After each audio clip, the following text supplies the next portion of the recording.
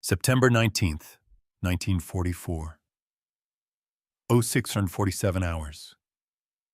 6 kilometers east of Nancy, France. Hauptmann Klaus Bäumer pressed his face against the cold steel of his Panther tank's cupola periscope, scanning the fog-shrouded road ahead through the pre-dawn gloom. The veteran commander of 2nd Company, Panzer Regiment 29, had survived 3 years on the Eastern Front, watching T-34s burn across the steppes of Russia. He'd fought in the bocage hell of Normandy, where every hedgerow hid death. At 32, he was old for a Panzer officer, his face lined with exhaustion and something darker, the knowledge that Germany was losing. The distinctive rumble of his Panther's Maybach engine idled in the fog, a comforting sound that had become as familiar as his own heartbeat. Around him, spread in proper tactical formation, sat 4 more Panthers from his company, 55 tons each of the finest armor Germany could produce. Frontal armor 80 millimeters thick, sloped at 55 degrees, virtually impenetrable to any American tank gun. The long 75 millimeter KWK-42 could kill a Sherman at 2,000 meters. They'd proven it dozens of times in the past weeks. Herr Hauptmann, his gunner, Feldwebel Ernst Hoffmann, called up from below. Movement, road junction, 300 meters. Bäumer swung his optics. Through the thinning fog, he caught the silhouette of an American tank destroyer emerging from behind a stone farmhouse. His stomach tightened, then relaxed as recognition came. An M10. The Americans called it a Wolverine. Open-topped, thin armor, the same inadequate 76 millimeter gun that couldn't hurt his Panther frontally. He'd faced them before. Dangerous if they got on your flanks, harmless if you kept them at range. Range? He asked calmly. 280 meters, Hoffmann replied. He hasn't seen us yet. Bäumer smiled grimly. Load armor piercing, traverse right, 10 degrees. Take him when The American vehicle moved. What happened next violated everything Bäumer knew about armored warfare. The M10, except it wasn't an M10, he realized with sudden horror, accelerated from a standstill to what looked like highway speed in seconds.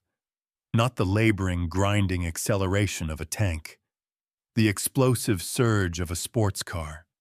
The vehicle's bow lifted slightly as its driver hammered the throttle, and it shot across the road junction in a cloud of dust and loose gravel that seemed impossible for a 30-ton combat vehicle.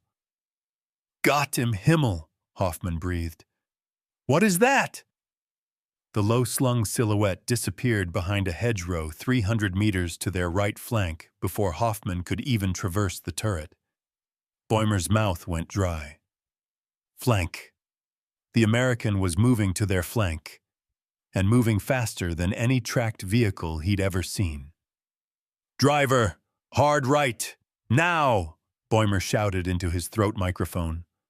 All stations, enemy tank destroyer, extreme speed, moving to flank positions. The Panther lurched into motion, its 700 horsepower engine roaring as the driver spun the 55-ton beast. But the Panther, for all its power, was no racing machine. Maximum speed, 28 miles per hour cross-country, maybe 35 on roads. It took time to build momentum. Time to turn, time to position. The American didn't need time. Bäumer caught another glimpse as the strange vehicle crested a small rise 400 meters away, moving at what his combat-honed instincts told him was at least 50 kilometers per hour. Maybe 60. Impossible. Tanks didn't move that fast. Nothing with tracks moved that fast. What the hell are the Americans driving? His loader, a teenager named Coke, who'd been with the unit 3 weeks, asked in a voice pitched high with fear. Before Bäumer could answer, The American vehicle skidded to a halt in a maneuver that defied physics. Tracks locked, rear end sliding sideways like a race car, throwing a rooster tail of dirt 15 meters high. The turret was already traversing as it stopped, the long barrel of its gun swinging toward Bäumer's Panther with mechanical precision. "He's firing!" Hoffmann screamed. The crack of the American gun was sharp, angry, different from the deeper boom of German high-velocity weapons. Bäumer saw the muzzle flash.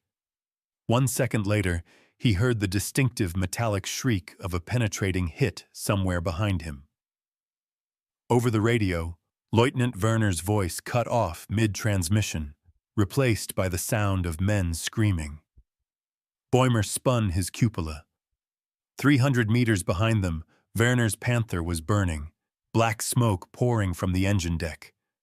One shot, from the flank, at 400 meters, while moving at highway speed.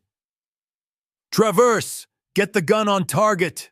Bäumer ordered, his voice steady despite the ice in his gut. But the American was already moving again, accelerating from its firing position with that same impossible burst of speed. The vehicle disappeared behind a stone barn before Hoffmann could fire, moving so fast it seemed to blur. "Lost visual," Hoffmann reported, his voice tight. "Target masked by terrain." Bäumer's radio crackled. "WWII, this is dry. What are we facing? That's not an M10. "I don't know," Bäumer admitted, scanning frantically for the American vehicle. "But it's faster than anything we've encountered. Maintain spacing. Watch your flanks. And for God's sake, don't let it get behind you." The fog was burning off now as the sun rose, revealing the rolling terrain of eastern France. Good visibility for gunnery. But as Bäumer would discover in the next 20 minutes, visibility didn't matter when your enemy could appear, fire, and disappear before you could bring your gun to bear. The distinctive howl of a radial engine, American, unmistakable, echoed across the farmland. Not from where he'd last seen it, from somewhere else. Everywhere.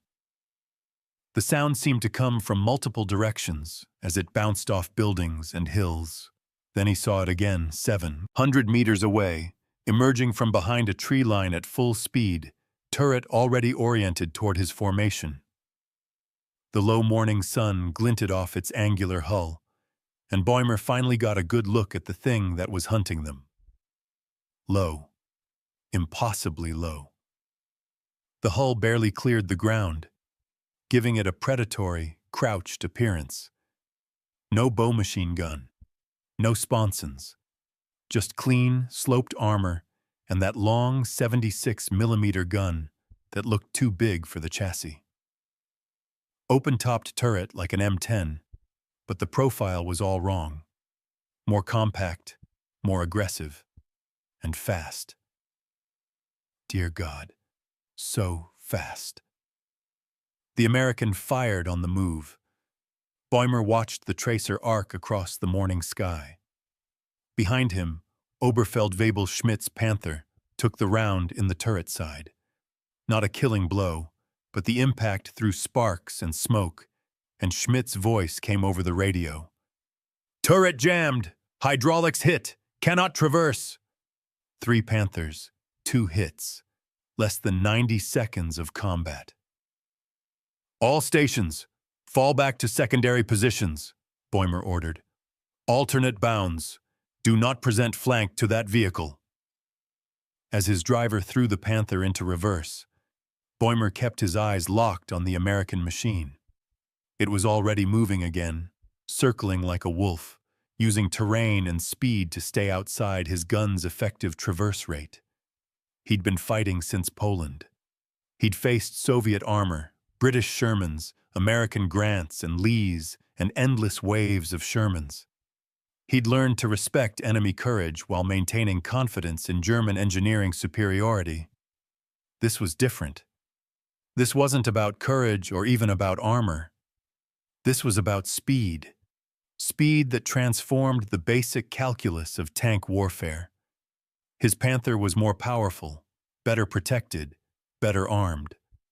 But in this rolling terrain with hedgerows and forests and farm buildings, those advantages meant nothing if he couldn't bring his gun to bear before the Americans struck and vanished. The thought crystallized in his mind with the clarity of disaster. We can't catch it.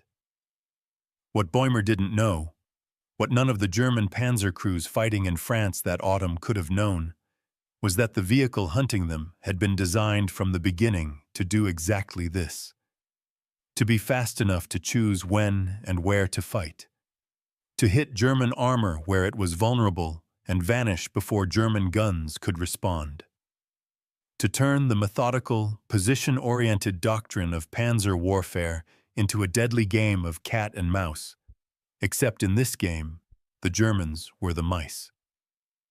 The Americans called it the M18 Hellcat. The nickname was informal, coined by crews who appreciated its aggressive nature. But to German tank commanders who survived encounters with it, the vehicle had another name, whispered with the kind of respect reserved for weapons that defied the expected order of battle. They called it Teufelsjäger, the Devil's Hunter. This is the story of the fastest tracked armored vehicle of World War II, and how American engineers discovered that in armored warfare, sometimes the best armor is not being there when the enemy shoots. The M18's origins traced back to a December 1941 panic, just days after Pearl Harbor plunged America into war. Lieutenant Colonel Andrew Bruce, an artillery officer who'd studied German blitzkrieg tactics obsessively since Poland, sat in a War Department conference room presenting what most attendees considered a lunatic proposal. "We're building tank destroyers wrong," Bruce stated flatly, spreading reconnaissance photos of destroyed French and British tanks across the table. "The Germans don't sit still and let us shoot them. They move, they maneuver, they concentrate force at weak points. We're designing vehicles to fight the last war. Static defensive positions like the Maginot Line. The Germans are fighting a war of movement." Major General Leslie McNair, commanding Army Ground Forces, leaned forward. McNair was an artillery officer himself, a man who understood that firepower and mobility were the twin pillars of modern war. "What are you proposing, Colonel?" Bruce's answer would reshape American armor doctrine. "Speed. Not armor, not size. Speed. We build a vehicle so fast it can choose when and where to fight. Fast enough to reach threatened sectors before German armor breaks through. Fast enough to hit their flanks and withdraw before they can respond. We trade protection for mobility, mass for velocity." The room erupted in objections. Tank officers argued that unarmored vehicles were death traps. Infantry commanders insisted that tank destroyers needed to withstand enemy fire while protecting defensive positions. Bruce listened to each objection, then posed a question that silenced them all. "How much armor do you need if the enemy can't hit you?" The specifications that emerged from those December meetings were radical. Top speed, 50 miles per hour minimum, 60 preferred. Weight limit, 20 tons maximum to achieve that speed. Armor, enough to stop small arms and shell fragments, nothing more. Primary weapon, high-velocity gun capable of penetrating German armor at standard engagement ranges.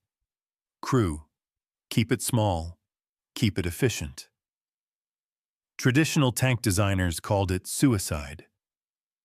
The Ordnance Department questioned whether it was even possible, but Buick Motor Division, given the contract in January 1942, had an advantage that military manufacturers lacked. They knew how to build vehicles that went fast. Harley Earl, Buick's legendary designer who'd created some of America's most stylish automobiles, walked around the wooden mock-up with Chief Engineer Don Burnham in the spring of 1942. The design sitting before them looked nothing like a conventional tank destroyer. "It's beautiful," Earl said, which made the Army officers present exchange uncomfortable glances. Beautiful wasn't a word typically applied to military vehicles. "It's low," Burnham corrected, though he was smiling.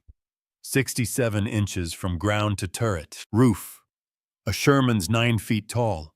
This thing barely comes up to a man's chest. The M18's design philosophy was simple and radical. If you couldn't be heavily armored, be impossible to hit.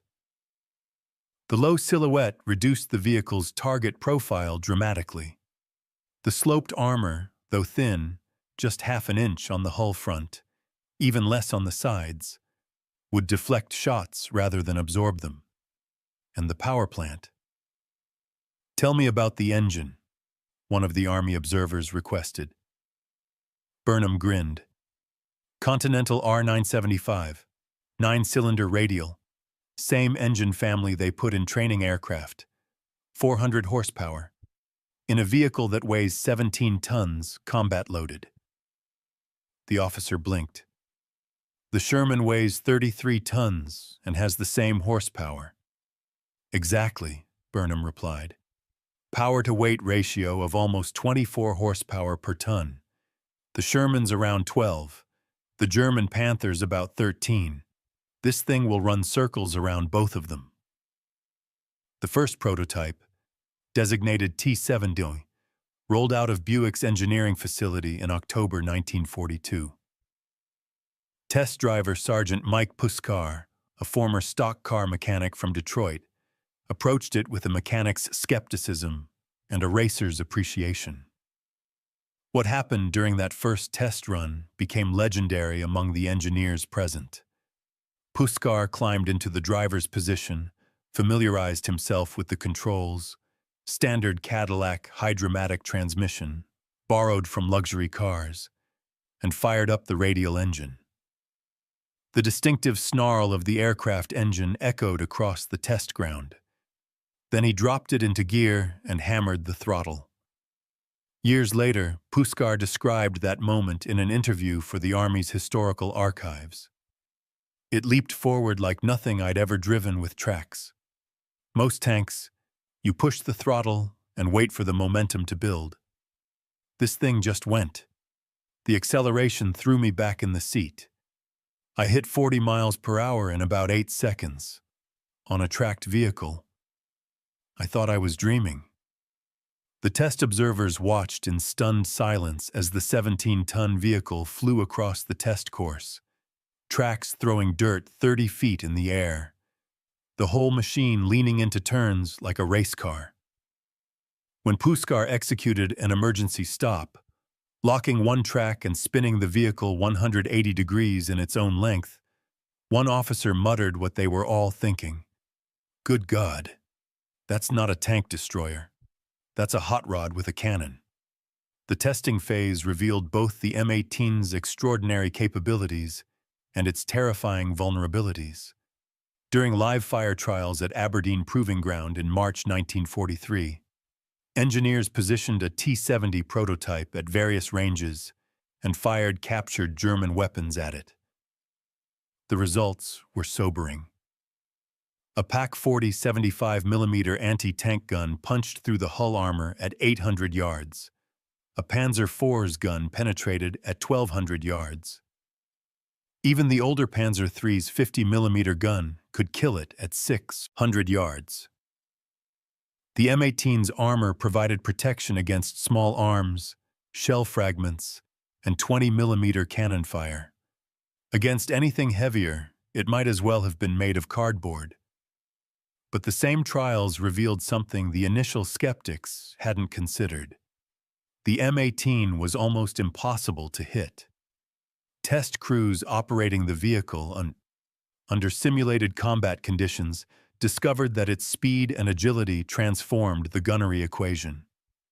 A vehicle that could accelerate from 0 to 40 in under 10 seconds, that could change direction with sports car precision, that could disappear behind cover before enemy gunners could track it. Such a vehicle didn't need heavy armor. It survived by not being there when the shell arrived. Captain James Leach, an armor officer assigned to evaluate the T-70, submitted a report that captured both the vehicle's potential and its risks. The T-70 represents a fundamental shift in armored warfare philosophy. Traditional doctrine holds that armor protects the crew, allowing them to close with and destroy the enemy. The T-70 inverts this logic. Speed protects the crew. The vehicle's survival depends entirely on crew skill, tactical awareness, and the ability to exploit terrain. In the hands of a competent crew, it will be devastating. In the hands of a poor crew, it will be a death trap. The Army approved production in July 1943, redesignating the vehicle as the M18 gun motor carriage. The name was bureaucratic, technical, forgettable. The crews who would eventually drive it into combat would provide their own name, one that captured the vehicle's aggressive, predatory nature: Hellcat. Production began at Buick's massive Flint, Michigan facility in January 1944. The assembly line was a masterpiece of American industrial efficiency. Unlike tank production, which required massive castings and complex armor welding, the M18 used relatively simple rolled armor plate bolted and welded to a light frame. The turret, an open-topped design that saved weight and improved crew visibility, could be assembled and installed in hours rather than days. Each M18 required just 17 tons of steel compared to 33 for a Sherman. The Continental radial engine was already in mass production for aircraft. The 76mm M1A1 gun was the same weapon being installed in late-model Shermans. Even the tracks were lighter, simpler, cheaper to produce than Sherman tracks. By March 1944, Buick was completing one M18 every hour. The vehicles rolled off the assembly line painted in olive drab, their low profiles and aggressive lines making them look fast even when stationary. Workers who'd been building luxury automobiles just years earlier were now building what would become the fastest tracked combat vehicle of World War II. The crews selected to man these vehicles underwent specialized training at Fort Hood, Texas, where the Tank Destroyer Center had established a rigorous program that emphasized speed, aggression, and what the instructors called battlefield initiative. Unlike traditional tank units that operated in close formations under tight command control, M18 crews were trained to think independently, to exploit opportunities, to hunt. Second Lieutenant William McAfee, a former high school track coach from Ohio, commanded one of the first M18s to complete training. His description of the vehicle captured the mix of excitement and terror that many crews felt. They told us it was fast. They didn't tell us it was insane. The first time I ordered full throttle, we hit 50 miles per hour in less than 20 seconds, on tracks. The feeling was incredible, like strapping yourself to a rocket. But you realized immediately that this thing had no armor worth mentioning. A Panzer could kill us from a mile away if they saw us first. So we learned rule number 1. They can't kill what they can't catch. The M18's main gun deserved its own respect. The 76mm M1A1, firing armor-piercing ammunition at 2,700 feet per second, could penetrate 4 inches of armor at 1,000 yards.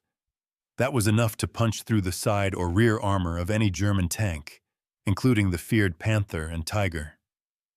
The frontal armor of those beasts remained largely invulnerable, but the M18 wasn't designed for frontal engagements. Its entire tactical doctrine could be summarized in 3 words: seek, strike, destroy. Find the enemy. Hit him where he's vulnerable. Disappear before he can respond. The first M18 battalions arrived in Europe in July 1944, just weeks after D-Day. The 704th Tank Destroyer Battalion landed at Utah Beach on July 20th. their vehicles wrapped in waterproof canvas, crews anxious to prove that speed could triumph over armor. They would get their chance sooner than expected. Among those crews was Staff Sergeant Eugene "Gene" Murphy, a coal miner's son from Pennsylvania, who'd enlisted in 1941 and survived North Africa and Sicily in an M10 Wolverine. His first impression of the M18 was skeptical. I climbed up on it and thought, where's the rest of it? The armor looked like tinfoil. You could practically see through it. My driver, Joey Castiglione from Brooklyn, took one look and said, "Sarge, we're gonna die in this thing." I told him, only if we're slow. I had no idea how right that would turn out to be. The 704th's baptism of fire came on August 2, 1944, during the German counterattack at Mortain. That battle would introduce Wehrmacht tank commanders to a weapon they'd never encountered before, American armor that fought like light cavalry, that appeared from nowhere, killed with surgical precision, and vanished before German guns could reply. What Hauptmann Klaus Bäumer experienced that September morning near Nancy was becoming the standard experience for German Panzer crews across France. The rules of armored warfare, carefully developed over 5 years of combat, from Poland to the Russian steppes, were being rewritten by a vehicle that refused to fight the way tanks were supposed to fight. German tactical doctrine emphasized frontal engagement, using superior armor and gunpowder to dominate the battlefield. The Panther was built for this doctrine. Heavily armored frontally, long-range gun, designed to sit in defensive positions and destroy attackers at maximum range. The Tiger took this philosophy even further, becoming essentially a mobile pillbox. The M18 ignored these rules entirely. It didn't sit still. It didn't engage frontally. It hunted. And it was fast enough to turn every engagement into an ambush. Colonel Bruce, watching the first combat reports flow in from France, felt vindication mixed with grim satisfaction. His radical proposal, mocked by traditionalists, was proving itself in blood and fire. American crews in lightly armored, impossibly fast vehicles were outfighting German armor that was superior on paper in every way. But Bruce also knew the cost. The M18's speed was both its greatest strength and greatest vulnerability. Crews who understood its capabilities, who used terrain and speed to control engagements, were devastating. Crews who tried to fight like traditional tanks, who allowed Germans to dictate the terms of combat, died quickly. The Hellcat demanded excellence. It forgave nothing. In the Lorraine region of France, where Hauptmann Bäumer's Panthers were being systematically hunted by vehicles they couldn't catch, German intelligence officers were compiling reports that would eventually reach the highest levels of Wehrmacht command. The assessments grew increasingly alarmed with each encounter. One report from September 1944, captured after the war, read simply, "American tank destroyer, designation unknown, extreme speed, estimated 60 kilometers per hour, effective gun, light armor, employs ambush tactics with unprecedented mobility, conventional counter tactics ineffective, recommend, do not engage unless overwhelming force available." By autumn 1944, German tank commanders, hearing the distinctive howl of a radial engine, knew what was coming. The sound meant a Hellcat was near, and the Hellcat meant death arrived too fast to stop. August 2nd, 1944. 30 hours. Hill 314, east of Mortain, France. Staff Sergeant Eugene Murphy couldn't sleep. The air inside his M18's cramped crew compartment smelled of oil, sweat, and the sausages they'd heated on the engine deck for dinner. Outside, a light rain pattered against the thin armor plate, each drop audible in the pre-dawn darkness. Murphy lay in his sleeping bag spread across the turret floor, staring up at the stars visible through the open top, and thought about the intelligence briefing they'd received 6 hours earlier. German armor concentrating near Mortain, the battalion S2 had announced, pointing at the map. Could be a local counterattack.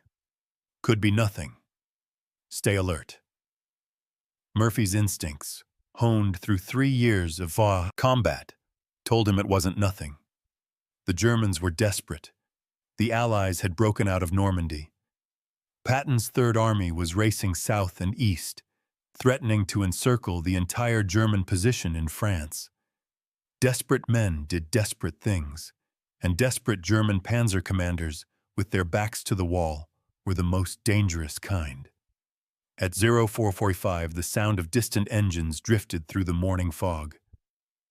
Murphy sat up instantly, his hand reaching for the radio headset, hanging from the turret wall. "Driver, you awake?" he asked quietly. Private Joey Castiglione's voice came back immediately from the driver's compartment forward. "Yeah, Sarge. Hearing it too, that ain't our stuff." Murphy climbed up through the open turret and grabbed his binoculars, scanning west toward Mortain through the darkness. The town sat in a valley 2 miles away, mostly obscured by ground fog. But he could see flashes, muzzle flashes from tank guns, and he could hear, even at this distance, the distinctive growl of Maybach engines. German. Lots of them. The radio crackled. "All Cobra units, this is Cobra 6. Battalion Commander Lieutenant Colonel Delk's voice was calm but urgent. "German armor attacking Mortain in strength. Estimate company plus Panthers and Mark IVs. Mission, interdict enemy advance. Cobra 4, that was Murphy's platoon. Establish blocking position ridgeline east of town. Weapons free. Good hunting." Murphy keyed his mic. "Cobra 4-2, acknowledged." He dropped back into the turret and hit the starter. The Continental radial coughed, caught, and settled into its distinctive snarl. Around him in the darkness, 3 other M18s were starting up, their engines creating a chorus that reminded Murphy of the air shows his father had taken him to as a kid. "Mount up," Murphy ordered. His crew moved with practiced efficiency. Castiglione in the driver's seat, checking gauges. Corporal Jim Rogers, the gunner, sliding into his position and beginning the ritual of checking the 76mm gun's mechanisms. Private First Class Kenny Walsh, the loader, stacking armor-piercing rounds within easy reach. Murphy's M18, which they'd named Fast Company in yellow paint across the turret side, rolled forward with the acceleration that still surprised him every time. Even moving cautiously through the darkness, they reached 30 miles per hour within seconds. The other 3 Hellcats of his platoon followed, their low silhouettes barely visible in the pre-dawn gloom. Lieutenant Harrison, the platoon commander, was on the radio. 4-2, take your section north. Use that tree line for cover. I'll position south. Create a crossfire. Remember, shoot and scoot. Do not, I repeat, do not let them bracket you." Murphy acknowledged and swung his vehicle left, Sergeant Tom Parker's Hellcat following. They reached the tree line as the sky began to lighten in the east. Murphy positioned Fast Company behind a hedgerow that provided concealment, while giving him a clear view down into Mortain. What he saw made his mouth go dry. Tanks. Dozens of them. Emerging from the fog like prehistoric monsters. The distinctive profiles were unmistakable. Panthers. He counted 7, 8, 10, 12 Panthers rolling through Mortain's streets in 2 columns, their long guns swinging left and right as they searched for targets. Behind them came the blockier shapes of Panzer IVs, at least another 8 or 10. This wasn't a counterattack. This was an armored spearhead. "Jesus Christ," Rogers breathed, peering through his telescopic sight. "Sarge, we're 4 Hellcats against 20-plus tanks." "Then we better make every shot count," Murphy replied with a confidence he didn't feel. His hand was steady on the turret controls, but his heart hammered against his ribs. 20 German tanks, 4 M18s. The math was simple and terrifying. The lead Panther was perhaps 1,500 yards away, too far for a confident shot. Murphy forced himself to wait, watching as the German column advanced northeast, moving with the methodical confidence of forces that owned the battlefield. They were buttoned up, hatches closed, moving in good formation. Professional, experienced, deadly. "Range 1,300, Rogers reported. "Lead Panther, side aspect." Still too far. The M18's gun was good, but not that good against a moving target.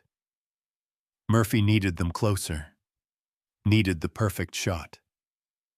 One chance to start this fight on his terms, because once the Germans knew they were here, this hillside would become hell. The Panthers kept coming. At 900 yards, Murphy could see the details: spare track links on the glacis, camouflage patterns, the commander's cupola on top. At 700 yards, he could read the tactical numbers painted on the turrets. 600 yards, Rogers said. His voice was steady, professional, but Murphy heard the tension underneath. At 600 yards, the Panther's gun could kill them instantly. At 600 yards, their light armor was irrelevant. This was the distance where men died. "Steady," Murphy said softly. "Wait for it." 500 yards. The lead Panther rolled past a stone wall, presenting a perfect side profile. The thinner side armor, 40 millimeters compared to 80 on the front, was the Panther's Achilles heel. But you had to hit it precisely. Too high, you struck the turret ring and did nothing. Too low, you hit the tracks, mobility kill only.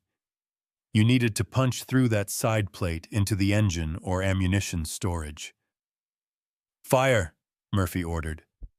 Rogers squeezed the trigger. The 76 millimeter gun slammed back in recoil, the entire Hellcat rocking on its suspension. The muzzle flash blinded Murphy's night-adjusted eyes momentarily. 1 second. 2 seconds. The armor-piercing round, traveling at 2,700 feet per second, crossed 500 yards in less than a second. It struck the lead Panther precisely where Rogers had aimed, mid-hull, side armor, at a 90-degree angle. The penetration was catastrophic.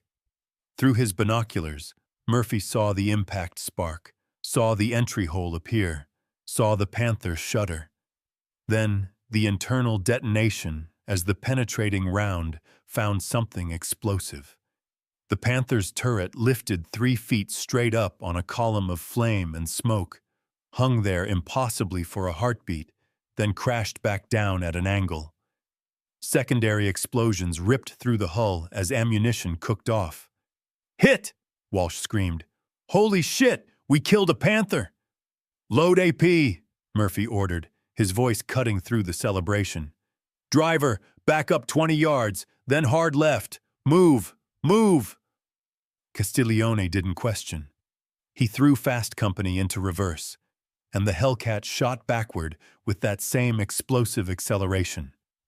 Murphy counted to 3, long enough for the dust from their gun blast to start settling, then ordered, "Stop! Traverse right 30 degrees!" The German formation was reacting. The Panthers had stopped. Turrets were traversing. Commanders were shouting orders Murphy couldn't hear. But they were looking at where Fast Company had been, not where it was now. That 20-yard displacement had broken their firing solution. They were searching, scanning, trying to locate the attacker. Parker's Hellcat, positioned 100 yards to Murphy's left, fired. Another Panther staggered as the round punched through its engine deck, which was thinner than the side armor. Black smoke erupted. The tank ground to a halt, crew bailing out. Now the Germans knew roughly where their attackers were. 3 Panthers swung their guns toward the American positions. The lead Panther fired, the 75mm round screaming over Murphy's turret with a sound like tearing canvas. The shell exploded in the trees behind them, close enough that Murphy felt the overpressure wave slap his face. "Joey, get us out of here, now!" Castiglione hammered the throttle. The Hellcat leaped forward, accelerating from a standstill to 30 miles per hour in seconds that felt like hours. Another German round impacted where they'd been positioned, the explosion throwing dirt and shrapnel high enough that debris rained down on their turret roof. They careened along the tree line, Castiglione driving like a madman, weaving between trees that flashed past with terrifying speed. "Find me a new position," Murphy ordered. "Something with defilade and an exit route." They covered 300 yards in 15 seconds, the speedometer hitting 45 before Castiglione spotted a small rise with thick bushes on the reverse slope. He threw the Hellcat into a controlled skid that would have made a NASCAR driver proud, the vehicle sliding sideways, then accelerating up and over the rise. On the far side, protected by the terrain, he braked hard. Murphy was already scanning for targets. The German formation had scattered, Panthers seeking cover, their formation broken. Good. Broken formation meant isolated targets. Isolated targets died. Through a gap in the terrain, Murphy spotted a Panzer IV 600 yards away, moving perpendicular to their position. Side shot again. Panzer IVs were less scary than Panthers. Their armor was thinner, their guns less powerful, but they could still kill a Hellcat with one hit. "Target, Panzer IV, 11 o'clock, 600 yards, Murphy said calmly. "Fire when ready." Rogers took 3 seconds to lay the gun properly. The crosshairs settled on the Panzer IV's turret ring. He fired. The round struck high, hitting the junction between hull and turret. Not a penetration, but the impact was violent enough to jam the turret traverse mechanism. Murphy watched through his optics as the Panzer IV's turret ground to a halt mid-rotation. German crew inside probably screaming at each other. A mobility kill was almost as good as a kill. That tank was out of the fight.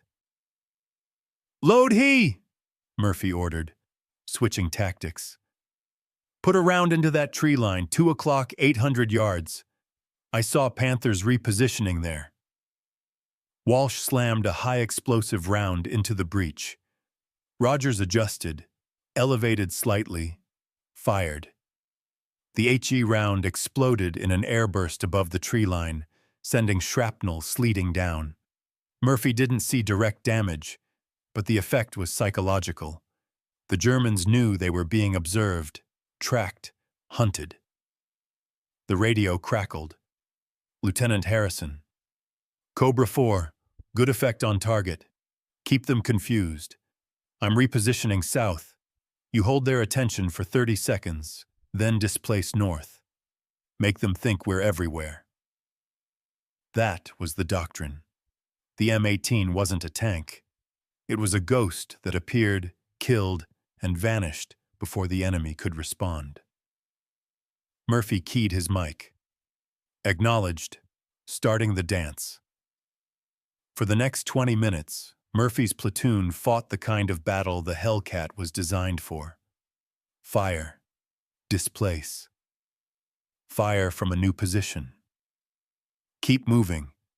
Never stay in one place long enough for German gunners to bracket them. Use the terrain, use their speed, turn every engagement into an ambush. Fast Company killed 2 more Panthers in that time, both from flank shots at ranges under 500 yards. They took one near miss that would have been catastrophic.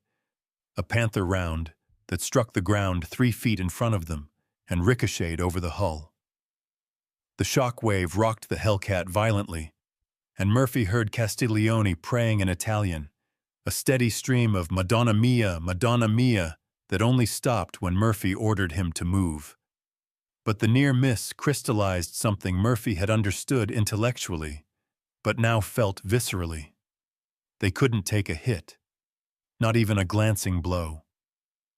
The armor that allowed them to move at 50 miles per hour was thinner than a telephone book. A Panther round would punch through their hull like tissue paper, turning them into a fireball before they could even scream.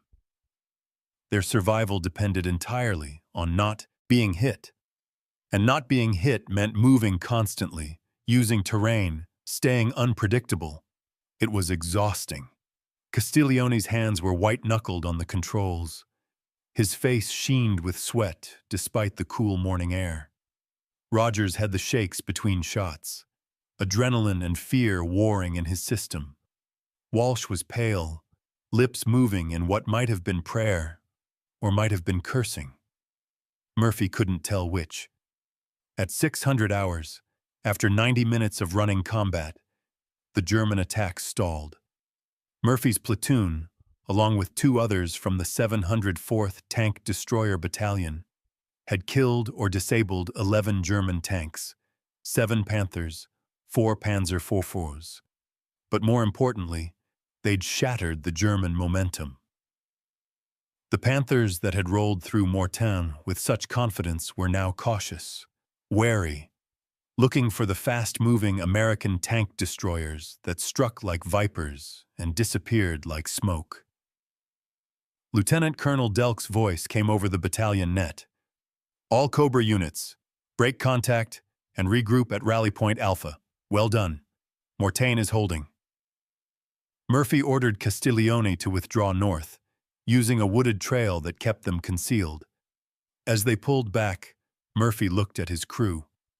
Walsh was vomiting over the side of the turret, his hands still shaking. Rogers was drinking water with mechanical precision, not meeting anyone's eyes. Castiglione was singing softly to himself, some Italian song Murphy didn't recognize. They'd survived. 4 men in a vehicle with armor that wouldn't stop a determined rifle bullet against German tanks that had terrorized Europe for 5 years. They'd survived because they'd been faster, more aggressive, and luckier than they had any right to be. Murphy keyed the radio to his platoon frequency. "Fast company to 4-2 element. Status report." Parker's voice came back. 4-3 is good. 2 kills, no casualties. 4-4 took a hit to the gun mount. Weapon inoperable, but crew's fine. We're heading to Rally Point.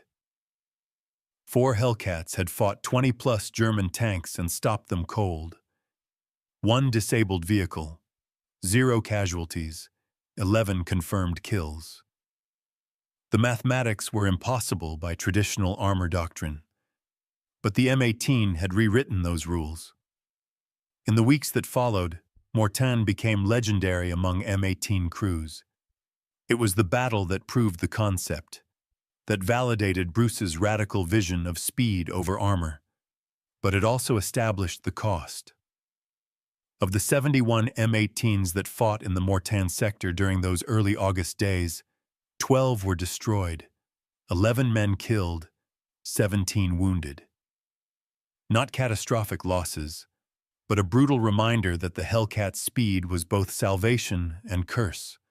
Crews learned quickly: hesitate and die, fight like a tank and die, try to slug it out toe-to-toe with German armor and die, but move like lightning, strike from unexpected angles, disappear before the enemy could respond, and you were almost untouchable. The Germans learned lessons, too. After action reports captured from Panzer Lehr Division, which had spearheaded the Mortain attack, reflected a mixture of respect and frustration. One report, signed by the division commander, Stated simply, American tank destroyers possess extreme mobility that negates our armor advantage. Conventional tactics ineffective.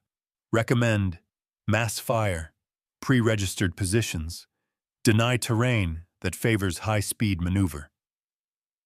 But even understanding the threat didn't mean they could counter it. The M18 was simply too fast, too unpredictable, operating inside the German decision-making loop. By the time a Panther commander identified a Hellcat, calculated firing solution, and ordered his gunner to fire, the American vehicle had already displaced to a new position or disappeared behind terrain. Staff Sergeant Murphy's crew fought through France into Germany, accumulating 16 confirmed kills by war's end. 12 Panthers, 3 Panzer IV-4s, 1 Tiger II, that they caught with its side exposed near Aachen. They survived because they mastered the fundamental truth of M18 combat. Speed was life, hesitation was death, and the best armor was not being there when the shell arrived.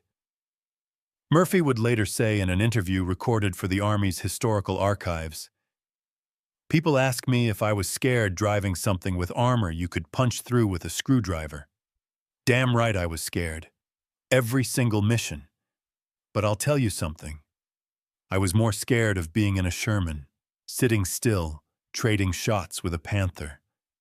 The Hellcat gave me control. I could choose when to fight, where to fight. If things went bad, I could run faster than they could chase. That's power. That's survival." By September 1944, Wehrmacht intelligence had updated their assessment of the M18. The dismissive early reports had been replaced with stark warnings. One document stamped urgent and distributed to all Panzer divisions read, "American M18 tank destroyer confirmed. Maximum speed estimated 60 kilometers per hour. 76 millimeter gun, high velocity. Armor negligible but irrelevant due to tactical employment. Vehicle appears, fires, displaces before counterfire possible. Do not engage in open terrain. Recommend prepared positions, overlapping fields of fire, forced close-range engagement where speed advantage negated." But implementing those recommendations required defensive positions, which meant giving up ground. And by autumn 1944, Germany was running out of ground to give. The Hellcat battalions, initially viewed with skepticism by traditional tankers, were becoming the most requested support elements in the U.S. Army. Infantry commanders loved them because they could respond to armor threats faster than any other unit. They'd receive reports of German tanks, and 20 minutes later, M18s would be on scene, engaging from positions the Germans hadn't even considered vulnerable. Cavalry commanders loved them because they could screen vast areas, their speed allowing a handful of vehicles to cover sectors that would require an entire battalion of slower tanks. But the crews themselves, the men who lived in those thin-skinned vehicles, developed a culture that was unique in the armored forces. They were cocky, aggressive, irreverent. They had to be. Doubt killed you in a Hellcat. Second-guessing killed you. You made decisions in split seconds and lived with the consequences. If you survived, you got cocky. If you didn't, you weren't around to complain. The nickname Hellcat fit them perfectly. They hunted, they struck, they killed, and they did it with a style that made the tank destroyer doctrine, defensive-minded, prepared positions, ambush tactics, seem quaint and obsolete. The M18 crews were offensive weapons, aggressive hunters who used speed and firepower to dominate battlefields from Normandy to the Rhine. And in the process, they'd proven something that would influence armored vehicle design for generations. In the age of modern anti-tank weapons, speed and agility could be better protection than heavy armor. The Hellcat was the fastest tracked vehicle of World War II, And that speed had turned lightly armored crews into predators that German tank commanders learned to fear. By October 1944, 9 M18 battalions were operational in Europe, and the vehicle's reputation had spread through the army like wildfire. Tank commanders who'd initially dismissed the Hellcat as a suicide machine were now requesting M18 support by name. Infantry officers who'd watched these vehicles dance through German fire were filing reports that bordered on the poetic. One regimental commander wrote simply, "The M18 doesn't fight like armor. It fights like cavalry. Fast cavalry with cannons." But the Germans were learning too. Oberstleutnant Franz Becke, commanding Panzer Regiment 29 after Hauptmann Bäumer's death in late September, sat in his command post near Metz studying American tactics with the intensity of a chess master analyzing an opponent's opening moves. "They're predictable," Becke told his officers during a November briefing, spreading reconnaissance photos across the table. "Fast, yes. Aggressive, absolutely. But they follow patterns. They use terrain the same way, ridge lines for observation, defilade positions for firing, tree lines for displacement routes. They never stay static. They never fight frontally. These patterns can be exploited." Becke had survived 3 years on the Eastern Front fighting T-34s, and he understood that every weapon had weaknesses. The M18's weakness was obvious. It had to move to survive. So Becke developed a doctrine specifically to counter that movement. Pre-registered artillery on likely displacement routes, infantry with Panzerfaust anti-tank rockets positioned in concealed positions along roads the Americans favored. Multiple Panthers positioned in depth, forcing the Americans to expose themselves to fire from unexpected angles, and most importantly, patience. Let the Americans commit, then spring the trap. The 734th Tank Destroyer Battalion would be the first to encounter Becke's new tactics. On November 9, 1944, near the town of Falquemont in eastern France, Lieutenant Bobby McDowell's platoon rolled into what should have been a routine sweep of a contested sector. McDowell was 23, a former college football player from Texas who'd washed out of pilot training due to color blindness and ended up commanding M18s instead. His vehicle, nicknamed Quick Draw, led 3 other Hellcats along a sunken road that intelligence had marked as a likely German tank route. "Feels wrong," Sergeant Mike Kowalski said from the gunner's position. "Too quiet." McDowell felt it too. The kind of wrong that made your stomach tighten and your hands sweat inside your gloves. The road was perfect for them. Good visibility, covered approaches, clear fields of fire onto the open ground to their left. Perfect. Too perfect. "Slow down," McDowell ordered his driver. 10 miles per hour. Stay alert for..." The Panther fired from a position McDowell hadn't even considered. From behind them, concealed in a stone barn they'd passed 200 yards back. The round struck the second Hellcat in the platoon, Lieutenant Morrison's vehicle, penetrating the thin rear armor and detonating the ammunition storage. The explosion was instantaneous and total. One moment Morrison's M18 was there. The next moment it was a fireball, the turret sailing 20 feet straight up before crashing down inverted on the road. No one inside survived. No one had time to scream. "Contact rear!" McDowell screamed. But his driver was already moving, hammering the throttle. Quick Draw leaped forward just as a second Panther, positioned in a tree line on their right flank, fired. The round missed by inches, close enough that McDowell felt the supersonic crack as it passed. They'd driven into a kill box. Multiple Panthers positioned in depth, coordinated fields of fire, probably pre-registered artillery waiting to saturate their escape routes. This was new. This was sophisticated. This was everything their speed advantage was supposed to prevent. "Forward! Full speed!" McDowell ordered. Running was their only option. Fighting meant death. The Panthers had position, had concealment, had them bracketed. Running meant maybe survival. Maybe. Quick Draw hit 40 miles per hour in seconds, the vehicle bouncing violently as Kowalski forgot about suspension and focused on raw speed. Behind them, the other two Hellcats followed, both vehicles weaving desperately as German guns tracked them. Artillery started falling, pre-registered like McDowell had feared, but the shells were landing on predicted positions. The Germans hadn't accounted for how fast the M18s could accelerate. The barrage fell harmlessly behind them, bracketing empty road. But ahead, McDowell spotted movement. Infantry. German infantry rising from concealed positions along the road, Panzerfaust rockets on their shoulders.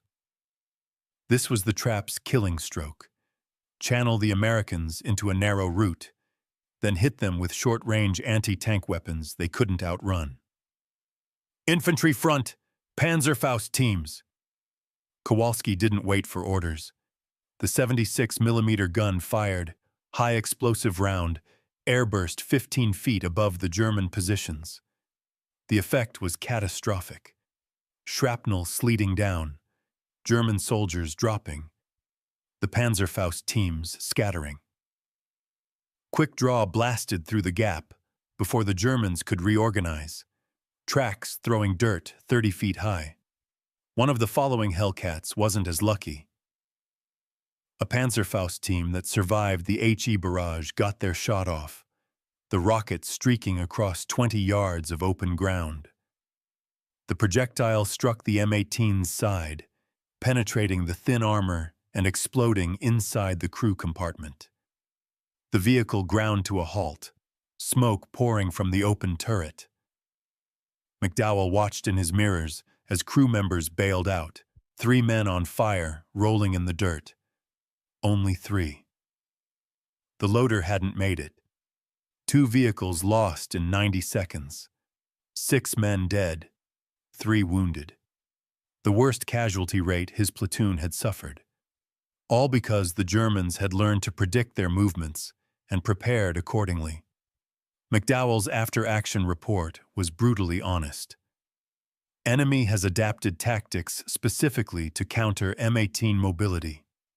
Pre-positioned forces, coordinated fires, infantry anti-tank weapons on likely routes.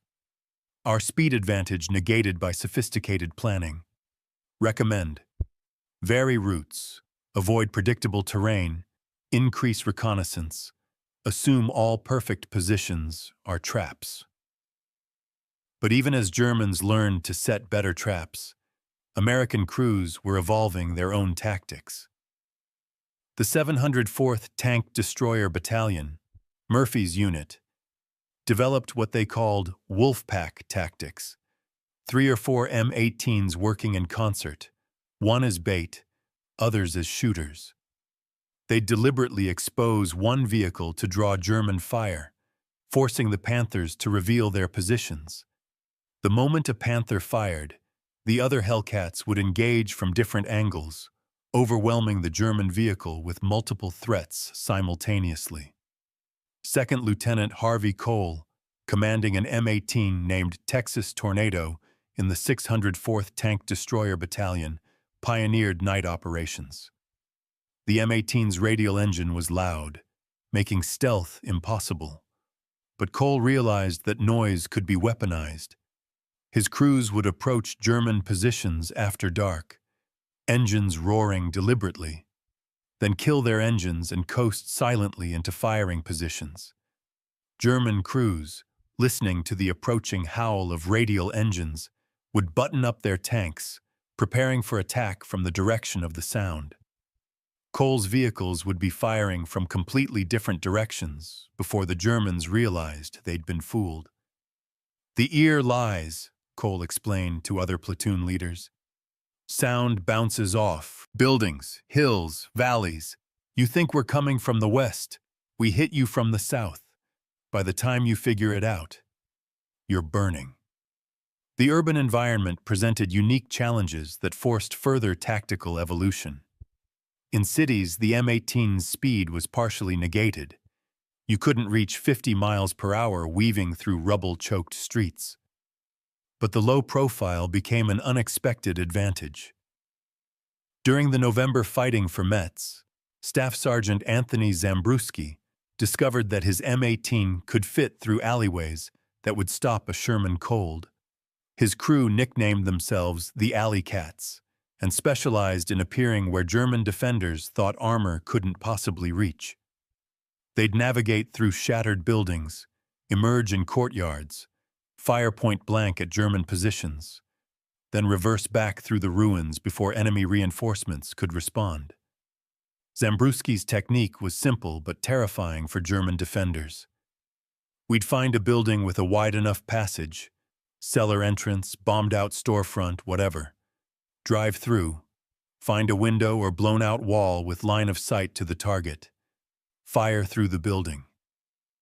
By the time they figured out where the shot came from, we're already 2 blocks away, coming out a different hole. The psychological effect was devastating. German troops defending urban positions never knew where the Americans would strike next. Tank positions that should have been secure, protected by rubble barriers, covered approaches mined, were suddenly vulnerable to attacks from directions that shouldn't have been possible for armored vehicles. Several German after-action reports from Metz mentioned ghost tanks that appeared and vanished impossibly. The Ardennes offensive in December 1944, the Battle of the Bulge, would test M18 crews under conditions their vehicles hadn't been designed for. Deep snow, sub-freezing temperatures, terrain that favored defenders and negated mobility advantages.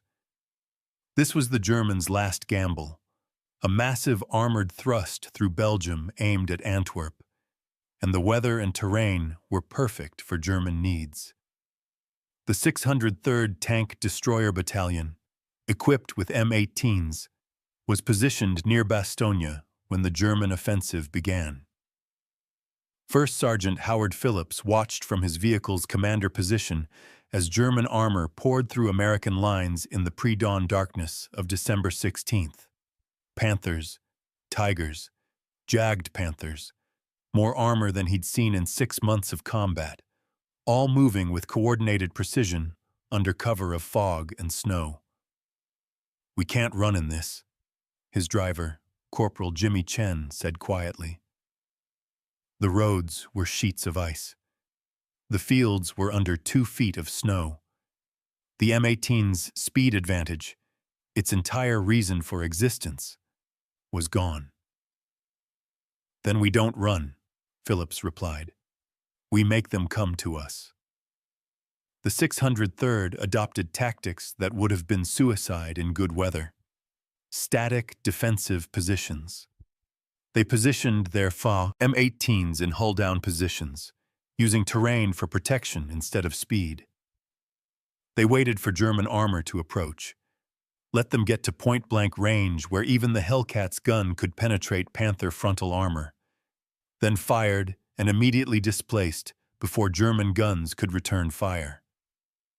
It was closer to traditional tank destroyer doctrine than the running fights they'd perfected in France. And it was brutal. Of the 12 M18s in Phillips's company, 4 were destroyed in the first 3 days of combat, but they accounted for 19 German tanks confirmed destroyed, a kill ratio that reflected both desperation and skill. The snow actually provided one advantage Phillips hadn't anticipated. The M18's ground pressure, the weight distributed across track surface area, was lower than the heavier German tanks. Panthers and Tigers would bog down in deep snow, sinking to their bellies, immobilized. The lighter Hellcats could move across the same snow, slowly but effectively.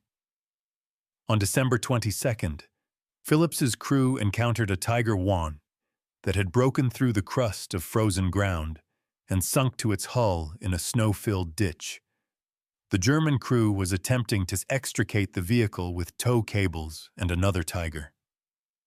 Phillips positioned his M18 800 yards away, safely outside the Tiger's gun arc while it was immobilized, and methodically put 5 rounds into the tank's engine deck until it caught fire. The second Tiger, attempting to help, also broke through the crust. Phillips killed it too, waiting patiently between shots, while the German crew frantically tried to traverse their gun toward him through the snow. It felt wrong, Phillips admitted years later in an interview. Like shooting trapped animals. But they'd have killed us without hesitation if positions were reversed. War doesn't award points for fair play. By January 1945, as the German offensive collapsed, M18 crews had fought in every conceivable environment. Open plains, dense forests, urban ruins, mountain passes, winter hellscapes. Each environment demanded tactical adaptation, but the fundamental doctrine remained. Use speed when possible. Use terrain when necessary. Never fight fair. The 771st Tank Destroyer Battalion fighting in the Hurtgen Forest developed shoot and bury tactics. After firing, they'd drive their M18s directly into pre-scouted positions under trees, sometimes actually backing into trenches they'd dug, covering the vehicle with camouflage nets and cut vegetation. German counter-battery fire would saturate the area where they'd fired from, but the Hellcats would be 50 yards away, invisible, waiting for the next opportunity. These weren't the tactics taught at Fort Hood. These were battlefield innovations, developed by crews who understood that textbook doctrine was written by people who weren't being shot at. Real combat demanded flexibility, creativity, and a willingness to break every rule if it kept you alive. Germans, for their part, developed their own counters to every American innovation. Hauptmann Ernst Barkmann, a Panther ace with dozens of kills, described his approach in a post-war interview. You couldn't chase them. They were too fast. You couldn't surprise them. They were too alert. What you could do was recognize the terrain they'd use and position yourself where they couldn't reach you quickly. Force them into longer-range engagements where our gun superiority mattered. Deny them the close-range flank shots they needed. The eternal arms race. Tactic and counter-tactic. Innovation and adaptation. But the M18 had one advantage that no tactical innovation could overcome. There were more of them. Many more. By February 1945, American factories had produced over 2,400 M18s. Buick's Flint plant was completing 60 vehicles per week. The Hellcats destroyed in combat, and losses were significant, running around 15% per month in heavy fighting, were replaced within days. Fresh vehicles arrived from depots, crews were reassigned, and the battalions remained at full strength. Germany had no comparable replacement capacity. Every Panther lost was irreplaceable. Every Tiger destroyed was a strategic loss. By early 1945, German panzer divisions existed more on paper than in reality. Battalions that should have fielded 40 tanks operated with 8 or 10. Crews were undertrained, fuel was scarce, spare parts non-existent. Captain Charles Kelly, commanding a company of M18s in the 634th Tank Destroyer Battalion, captured this disparity in a letter home in March 1945. We lost 2 Hellcats yesterday. Stupid mistakes, both of them. One crew got too aggressive, other got lazy. 6 men dead. Makes you sick. But this morning, 2 brand new M18s rolled up, fresh from depot, still smelling like factory paint. Replacement crews arrived yesterday, fully trained, ready to go. We're back to full strength already. The Germans can't do that. Every time we kill a Panther, it's gone forever. Every time they kill a Hellcat, we replace it in 48 hours. How do you fight that? The answer, increasingly obvious to German commanders, was that you couldn't. Not long term. Not against an enemy who could absorb losses and reconstitute faster than you could inflict them. But even facing inevitable defeat, German tank crews fought with professional competence that commanded respect. On March 15, 1945, near Koblenz, a single Panther commanded by an unidentified German officer fought 6 M18s for over 2 hours. The German position was perfect, hull down behind a stone wall with 360-degree observation, good escape routes, probably pre-registered mortar support. The M18s tried every trick they'd learned. Wolfpack tactics, bait and switch, flanking maneuvers. The Panther commander anticipated everything, repositioning his vehicle between engagements, keeping his strongest armor toward the threat, conserving ammunition. He killed 2 Hellcats, damaged a third, and held the position until he ran out of ammunition. Then he withdrew successfully under covering fire from his own mortars. Second Lieutenant Robert Hansen, commanding the M18 platoon that fought this engagement, wrote in his after-action report, "Enemy commander demonstrated exceptional tactical skill and situational awareness. Despite overwhelming disadvantage in numbers, he controlled the engagement from start to finish. We eventually forced his withdrawal through ammunition expenditure rather than tactical superiority. Recommend recognition that even late-war German crews, when properly led and positioned, remain extremely dangerous." These encounters, professional soldiers on both sides fighting with skill and courage, were becoming rarer as the war ground toward its conclusion. German units were increasingly composed of teenagers with minimal training and old men from rear echelon units, thrown into combat to fill gaps that couldn't be filled. The experienced Panzer commanders who'd learned to counter Hellcat tactics were mostly dead or captured. By April 1945, M18 battalions were racing across Germany faster than logistics could keep up. They'd advance 20, 30, sometimes 40 miles in a day, far outpacing infantry and sometimes even other armored units. The speed that made them deadly in combat made them invaluable for exploitation, rushing through broken German lines, cutting off retreat routes, reaching objectives before defenders could organize.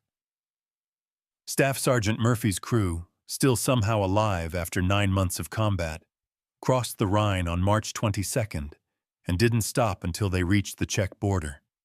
They covered over 200 miles in 10 days, engaging German forces sporadically, mostly chasing a Wehrmacht that was retreating faster than they could pursue. "It stopped being a fight," Murphy recalled. "It was a race. We'd roll into a town, Germans would already be gone. We'd push on to the next town. They'd be gone from there too. Occasionally we'd catch someone, a truck column, a rear guard, whatever, and there'd be a quick firefight. But mostly it was just driving. Fast company, living up to its name, putting miles behind us faster than I'd thought possible in a tracked vehicle."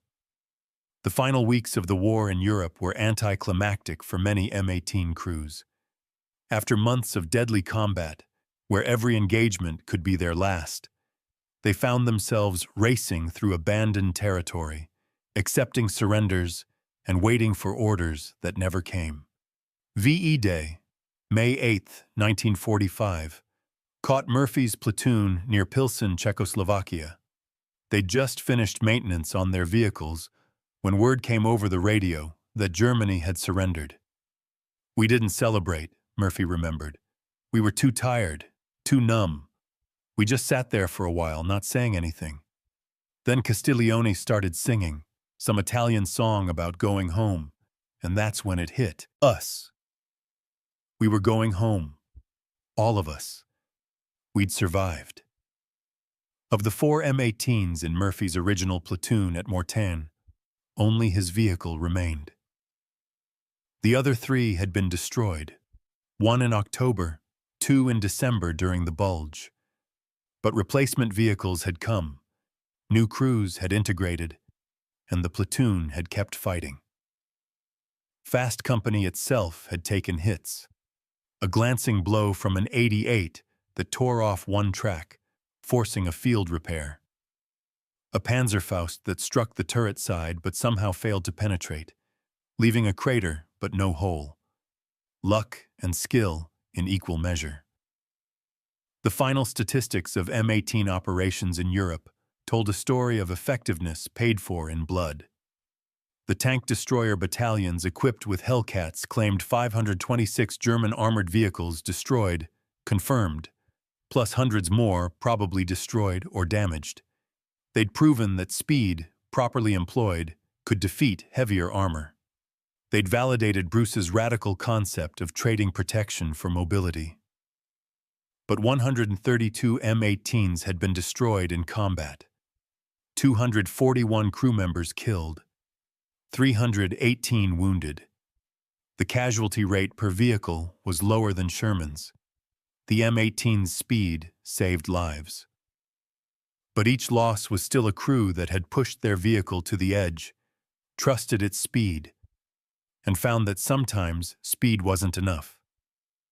The Germans never developed an equivalent to the Hellcat. They couldn't.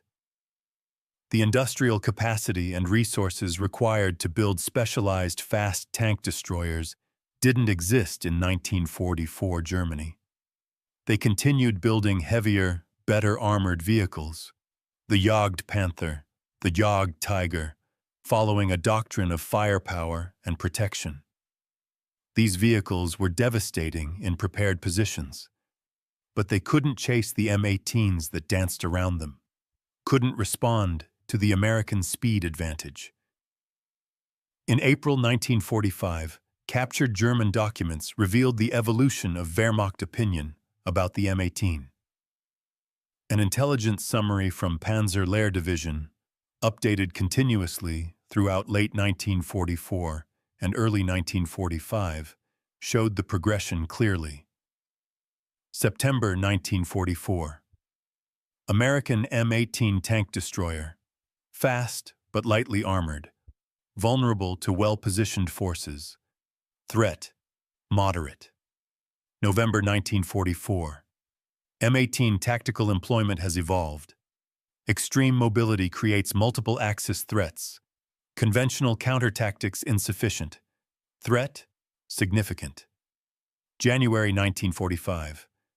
M18 battalions operating with high proficiency. Speed allows initiative control. Our forces react. They dictate. Recommend. Avoid engagement in open terrain. Threat, severe. March 1945. M18 presence indicates American offensive operations imminent. Vehicle functions as exploitation force, racing through broken positions faster than reserves can respond. No effective counter available given current resource constraints. Threat, critical. The final entry, dated April 20th, 1945, just days before the war ended, was 3 words. Threat, everywhere, unavoidable. While M18 crews fought across Europe, the real war was being won in places like Flint, Michigan. The Buick assembly plant that had produced luxury automobiles for wealthy Americans just 3 years earlier now operated 24 hours a day, 7 days a week, building the fastest tracked combat vehicles in history. Margaret Chen, a former schoolteacher from Detroit, worked the night shift on the turret assembly line. She'd never touched a wrench before Pearl Harbor. Now she could install a 76mm gun mount with precision that would have impressed peacetime mechanics. Her crew of 18 women, most of them housewives and teachers like herself, assembled 6 complete M18 turrets per shift. People ask if I was scared to work with weapons, Chen said in a 1944 interview for a factory newsletter. I tell them I'm more scared of what happens if we don't build enough. My brother's in France with the First Army. Every turret we finish might be the one that saves him. You don't think about being tired when you think about that. The Buick plant employed over 20,000 workers by mid-1944, many of them women who'd entered the workforce for the first time. They worked in conditions that would horrify modern safety inspectors. Heavy machinery, minimal protective equipment, constant noise and metal dust. But production never stopped. When equipment broke, maintenance crews fixed it between shifts. When parts shortages threatened delays, managers requisitioned rail cars and drove them personally to supplier facilities. The result was staggering output. At peak production in March 1945, the Flint facility completed 63 M18s per week, one every 2 hours around the clock. Each vehicle represented 17 tons of steel, 400 individual components, 8 miles of electrical wiring, and over 2,000 man-hours of labor. Yet they rolled off the assembly line with precision that exceeded pre-war automobile standards. Quality control was ruthless.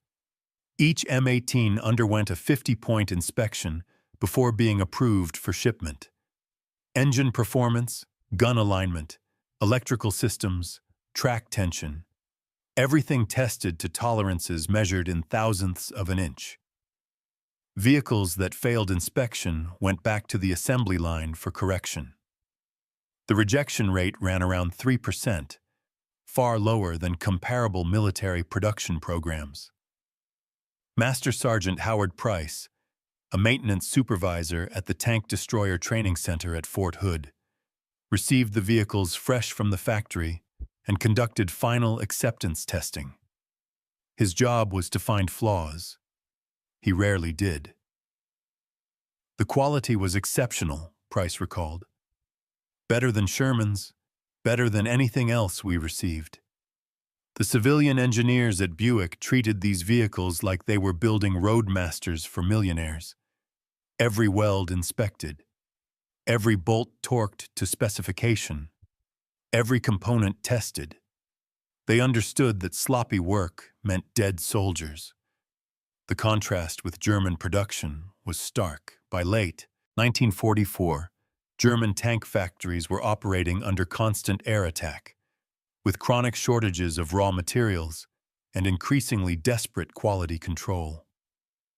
Panthers and Tigers built in the final year of the war suffered mechanical failures at catastrophic rates. Transmissions broke down after 50 miles. Engines seized due to inadequate manufacturing tolerances. Weapons systems failed in combat. American vehicles weren't perfect. The M18 had its own issues, particularly with track durability and engine overheating under sustained high-speed operation. But these were problems that could be fixed with field maintenance. German vehicles were arriving with problems that couldn't be fixed at all without factory-level rebuilding. The industrial disparity extended beyond production to logistics.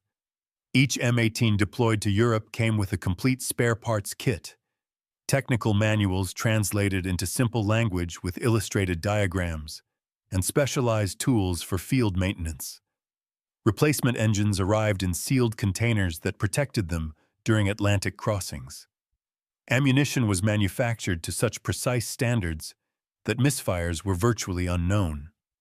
Corporal James Washington, a M18 loader with the 659th Tank Destroyer Battalion, experienced this logistics excellence firsthand during the January 1945 fighting in the Ardennes. His vehicle took a direct hit that destroyed the engine but left the crew alive. Within 36 hours, a replacement engine arrived by truck, delivered directly to their position. The battalion maintenance crew installed it in 14 hours. The following day, they were back in action. I couldn't believe it, Washington remembered.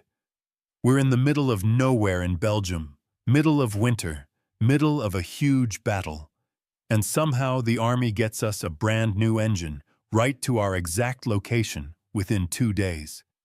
The Germans couldn't do that when they controlled the entire continent. We're fighting on their doorstep, and we've got better supply lines than they ever had. The ammunition production alone was a testament to American industrial capacity. Each M18 sortie consumed an average of 40 rounds of 76mm ammunition. With hundreds of Hellcats operating daily, monthly consumption exceeded 250,000 rounds. The factories producing this ammunition, scattered across Pennsylvania, Ohio, and Illinois, operated continuously. Their production lines staffed by workers who'd never seen a tank, but understood that every shell they manufactured might save an American life. Each round was manufactured to tolerances that would have seemed insane in peacetime. The projectile weight varied by less than 2 ounces. The propellant charge was measured to the grain. The percussion primer was tested in batches to ensure consistent ignition timing. This precision ensured that when a gunner aimed at a target 600 yards away, the shell went exactly where the crosshairs indicated. German ammunition, by contrast, suffered from increasingly poor quality control as the war progressed. Captured rounds examined by American ordnance experts showed variations in projectile weight of up to 10%, propellant charges that varied in composition, and primers that sometimes failed to ignite. These weren't manufacturing defects in the traditional sense.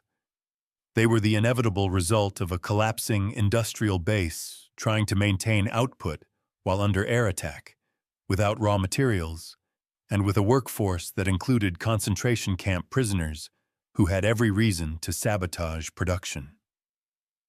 But the truest measure of American industrial superiority came not in the new vehicles produced, but in the speed of replacement. Lieutenant Colonel Michael Harrison, commanding the 704th Tank Destroyer Battalion, watched this process repeatedly throughout late 1944 and early 1945. "We'd lose vehicles," Harrison explained in a post-war interview. "Combat losses, mechanical failures, whatever. I'd file the loss report. Within a week, replacement M18s would arrive. Not rebuilt vehicles, not patched-up wrecks. Brand new Hellcats fresh from the factory, with that new metal smell and factory paint. The crews would arrive simultaneously, trained, qualified, ready. We'd do a 48-hour integration, and the battalion was back to full strength. The Germans couldn't match that. They'd lose a Panther, and it was gone forever." This replacement capacity created psychological advantages that exceeded the purely material. M18 crews knew that if they were knocked out, their battalion would receive a new vehicle. Their comrades would continue the mission. The unit would remain effective. This knowledge fostered an aggressive confidence that German tank crews, watching their forces dwindle irreplaceably, couldn't match. The industrial story extended beyond the vehicle to the entire support ecosystem. The M4 high-speed tractor that towed disabled M18s back to maintenance points, the specialized trailers that transported ammunition, the recovery vehicles equipped with cranes capable of lifting a 17-ton vehicle, the mobile machine shops that could manufacture replacement parts in the field. All of these were produced in quantity, shipped across the Atlantic, and deployed throughout Europe. By April 1945, the U.S. Army had delivered 2,007 M18 Hellcats to combat units. Of these, 526 had been destroyed or damaged beyond field repair, a loss rate of 21% over 11 months of combat. German forces during the same period lost approximately 73% of their armored vehicles through combat, mechanical failure, and abandonment due to fuel shortages. The mathematics of attrition were brutal and clear. America could lose 1/5 of its tank destroyer force and remain at full operational strength through replacements. Germany couldn't replace losses at all. Every destroyed vehicle was an irreplaceable strategic defeat. Every lost crew represented training and experience that couldn't be replicated. But beyond the numbers lay the human cost. The M18's thin armor, while enabling its speed, meant that penetrating hits were usually catastrophic. Unlike heavily armored tanks where crews might survive hits that disabled the vehicle, Hellcat crews hit by German guns rarely survived. The vehicle's open-topped turret, while providing excellent visibility, also meant that artillery airbursts could kill crews even when the vehicle remained undamaged. Of the 241 American tank destroyer crewmen killed in M18s during the European campaign, most died instantly when their vehicles were hit. The thin armor provided no protection against German tank guns. What saved M18 crews wasn't armor. It was never getting hit in the first place. And that required skill, awareness, and luck in quantities that not everyone possessed. The psychological toll was different from other armored units. Sherman crews lived with the knowledge that their armor might not stop German guns, but it would slow them down, maybe give you time to bail out. M18 crews knew that a hit meant death. There was no maybe. This knowledge created a particular kind of stress that manifested differently in different men. Some crews became hyper-aggressive, as if denying fear by rushing toward it. Others became cautious to the point of paralysis, second-guessing every decision, seeing threats everywhere. The most successful crews found a middle path, respectful of the danger but not controlled by it, aggressive when the situation demanded but never reckless. Captain William Wild Bill Davidson, commanding a company of M18s in the 805th Tank Destroyer Battalion, saw this psychological progression in dozens of crews. You could tell within the first week whether a crew would make it, Davidson recalled. The ones who survived understood that the M18 wasn't a tank. It was a weapon system that required a specific mindset. You had to think like a hunter, not a fighter. Ambush, not assault. Hit and vanish, never stand and trade blows. The crews who got that concept lived. The ones who tried to fight like tankers died. In May 1945, as the war in Europe ended, the M18 battalions found themselves occupying German territory, accepting surrenders, and beginning the long process of transitioning from combat to occupation. For many crews, the sudden absence of danger was almost harder to process than the constant threat had been.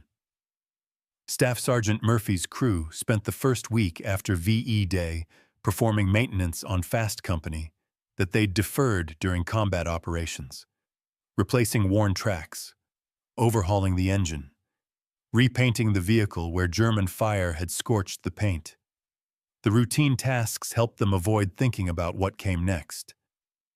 "We didn't know what to do with peace," Murphy admitted decades later. "We'd spent 9 months living minute to minute, never planning beyond the next mission. Suddenly, the war's over, and someone's talking about going home, about normal life. It felt unreal.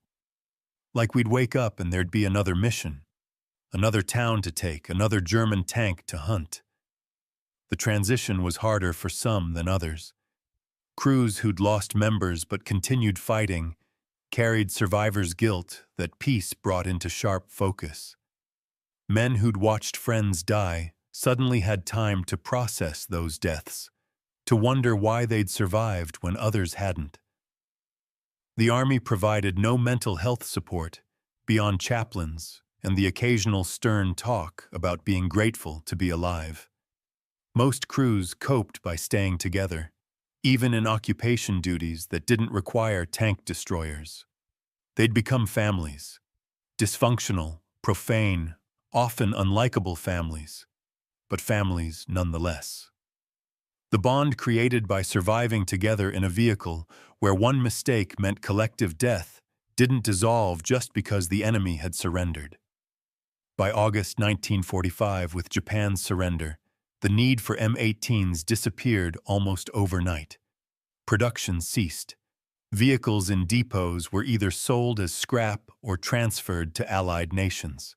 The crews who'd fought in them began the long journey home, most expecting to never see a Hellcat again. But the vehicle's legacy lived on in ways both expected and surprising. The M18 had proven that speed could be armor, that mobility properly employed could defeat heavier protection. This lesson would influence armored vehicle design for generations. From the French AMX-13 light tank to the modern Striker mobile gun system, the concept of trading protection for mobility traced directly to the Hellcat. More immediately, the M18 influenced post-war American armor doctrine. The idea that specialized, fast-moving vehicles could fulfill specific roles better than generalized medium tanks became embedded in Army thinking. The tank-destroyer branch was eventually disbanded. The M18 proved to be the last purpose-built American tank destroyer, but its tactical concepts survived. The Germans who fought against M18s carried their own lessons into the post-war period. Many former Wehrmacht officers, interviewed by American military intelligence, spoke of the Hellcat with a respect that bordered on fear. In 1967, a reunion of German and American armor veterans took place in Munich. Among the attendees was former Oberstleutnant Franz Becke, who'd developed counter-tactics against the M18 and had written extensively about armored warfare. When asked about American armor, Becke's response was recorded by several attendees. "The Sherman was a good tank," Becke said. "Reliable, numerous, well-supported.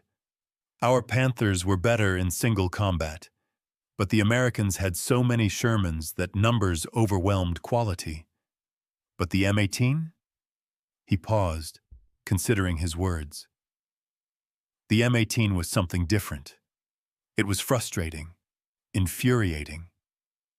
You'd position your forces perfectly, have superior firepower, better armor, and it didn't matter. They'd appear where you didn't expect, fire before you could respond, and vanish before you could counter. They changed how armor could be employed. Another German veteran at the same reunion, who'd commanded Panthers in France, was more direct. "We called them Teufelsjäger, devil's hunters, because hunting implies predator and prey, and with the M18, we were always the prey." Perhaps the most telling assessment came from Hauptmann Klaus Bäumer, or rather, from what was found in his effects after his death near Nancy in September 1944. Bäumer, the Panther commander who'd encountered the M18 that September morning and lived just long enough to recognize what he was facing, had written a letter to his wife that was never mailed. Found in his destroyed tank by American troops, the letter was translated and ended up in intelligence files. Its final paragraph captured the German perspective perfectly. "We are facing a new American tank destroyer that defies everything we understood about armored warfare. It is fast, impossibly fast. 60 kilometers per hour, perhaps more. It appears, kills, and vanishes before our guns can traverse. Today it destroyed 2 of my Panthers. Tomorrow it may be my turn. I tell myself that we are better trained, more experienced, that German engineering is superior. But speed negates training. Speed makes experience irrelevant. Speed is its own form of armor, and against that, I have no counter. If I do not return, know that I faced an enemy who redefined the rules and forced us to fight a battle we could not win." Bäumer died 3 days after writing that letter, killed when an M18 from the 704th Tank Destroyer Battalion ambushed his Panther during a withdrawal near Chateau Salins. The American crew never learned the identity of the German commander they'd killed. Murphy's crew recorded it as "one Panther destroyed, crew killed" in their combat log, and moved on to the next mission. The M18 served on after World War II, seeing action in Korea, where its speed proved valuable in the mountainous terrain. The Hellcats raced along valley roads, providing fire support for infantry and engaging North Korean armor when it appeared. Some vehicles remained in U.S. service until 1955, and several Allied nations operated M18s into the 1960s. But the vehicle's true legacy wasn't measured in years of service or export sales. It was measured in the tactical revolution it represented. The M18 proved that in modern warfare, speed could triumph over armor. That mobility, properly employed, was its own form of protection. That crew skill and tactical flexibility mattered more than protection thickness. Years later, military historians analyzing the M18's combat record reached conclusions that validated every aspect of its design. The vehicle's kill ratio, confirmed enemy vehicles destroyed versus own losses, was 2.4 to 1, better than any other American armored vehicle. Its battlefield availability rate, percentage of vehicles operational at any given time, exceeded 90%, far higher than Sherman's or other tanks. And perhaps most tellingly, crew survival rates in M18s that were not hit exceeded 98%. The speed kept them alive. In 1989, at a military vehicle museum in Pennsylvania, Staff Sergeant Eugene Murphy attended a ceremony honoring tank destroyer veterans. At 72 years old, the coal miner's son from Pennsylvania walked slowly around a restored M18 on display, running his hand along the thin armor that had somehow kept him alive for 9 months of combat. A reporter asked him the inevitable question, "Were you scared, fighting in something with armor that thin?" Murphy's answer was immediate. "Every single day. But I'll tell you something. I was more scared of being in a Sherman, sitting still, trying to slug it out with a Panther. The Hellcat gave me control. I decided when to fight, where to fight. If things went bad, I could run faster than they could chase me. That's not cowardice. That's intelligence." He paused, looking at the museum placard that listed the M18's specifications. Maximum speed, 55 miles per hour. The number that had saved his life dozens of times. "The Germans laughed at us in the beginning," Murphy continued. "Probably thought we were crazy, building a tank destroyer with no armor. But we weren't building a tank. We were building something new.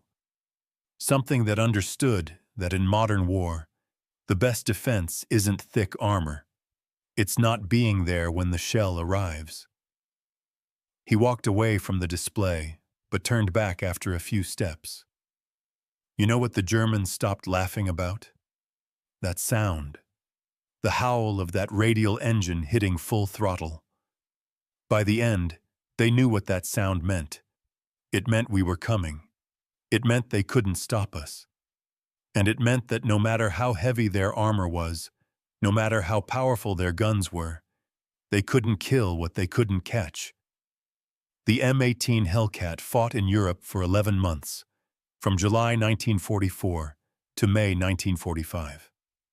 In that time, it destroyed over 500 German armored vehicles, supported countless infantry operations, and proved that speed properly employed could defeat heavier armor and firepower. It was the fastest tracked armored vehicle of World War II, and that speed transformed crews in thin-skinned vehicles into predators that German tank commanders learned to fear. The Germans had called American tank destroyers impossible to operate effectively, had mocked the concept of trading armor for speed, had dismissed the M18 as a suicide machine.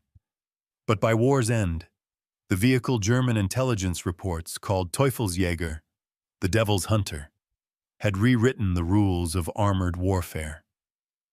And somewhere in the rubble of the Third Reich, among captured documents and prisoner interrogations and after-action reports, the evolution of German opinion told its own story. From dismissal to concern to fear to respect, from impossible to operate to no effective counter available to the final damning assessment. Threat everywhere, unavoidable. The Hellcat had proven something fundamental. Sometimes the best armor is 55 miles per hour and a crew smart enough to use it. The Germans laughed at that concept in 1944. By 1945, they weren't laughing anymore. They were too busy trying and failing to catch the American vehicles that hunted them at speeds they couldn't match, with tactics they couldn't counter, in numbers they couldn't overcome. The thunder of radial engines racing across European battlefields had spoken. And the message was simple. Speed kills, especially when it's coming for you faster than you can respond. History isn't just dates and battles. It's the men who fought them, the machines they trusted with their lives, and the stories that deserve to be told. Subscribe to hear more of them.